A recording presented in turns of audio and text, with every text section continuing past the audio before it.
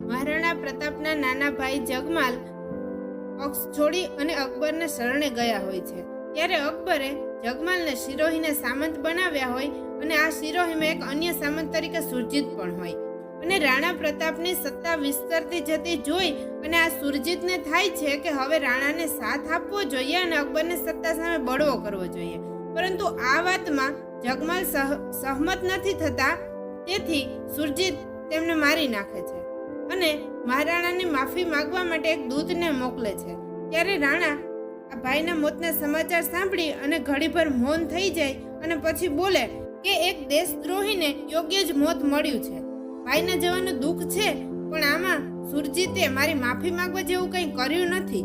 સાચા અર્થમાં કહું તો જગમાલ નહીં, પણ રાવ સુરજીત મારા ભાઈ જેવા છે, કારણ કે અમે એક પંથના પ્રવાસી છીએ.